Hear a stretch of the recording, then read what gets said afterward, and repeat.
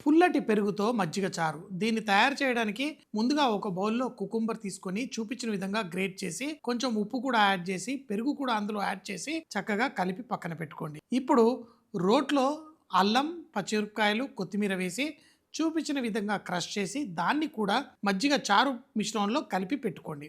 ఇప్పుడు ఒక ప్యాన్‌లో కొంచెం నూనె వేసి ఆవాలు, ఎండుమిరపకాయలు, జీలకర్ర, శనగపప్పు, మినపగుండ్లు, వెల్లుల్లి, కరివేపాకు వేసి వెల్లుల్లి కొంచెం రంగొచ్చేంత వరకు ఫ్రై చేసి ఇంగువ, పసుపు అలాగే సన్నగా తరిగిన ఉల్లిపాయలు కూడా అందులో వేసి చూపించిన విధంగా లైట్‌గా సాటే చేసి ఈ తడకా మిశ్రమాన్ని మనం ముందుగా తయారు చేసిన మన మజ్జిగ చారులో వేసి కలుపుకోండి. పల్చటి మజ్జిగ కూడా చిక్కగా అనిపించే విధంగా ఆ కుకుంబర్, ఉల్లిపాయలతో భలే టేస్టీగా తయారవుతుంది. దీంతో పాటు తినడం కోసం మనం చిలకడ దుంపల ఫ్రై దీన్ని చేసుకోవడానికి చిలకడ దుంపని అగ్గి పుల్లల్లా సన్నగా కట్ చేసి పెట్టుకోండి. తర్వాత పాన్ లో కొంచెం నెయ్యి వేసి అలాగే దంచిన వెల్లుల్లి, కరివేపాకు, చిలకడ దుంప ముక్కల్ని కూడా అందులో వేసి చిటికెడు ఉప్పు వేసి లైట్ గా బంగారు రంగు వచ్చేంత వరకు ఫ్రై చేసుకోండి. ఎప్పుడైతే ఈ చిలకడ దుంప కొంచెం క్రిస్పీగా అవుతూ తయారవుతుంటాయో ఇందులో కారప్పొడి, గరం మసాలా వేసి టాస్ చేసి వేడివేడిగా మనం వడ్డించుకోండి.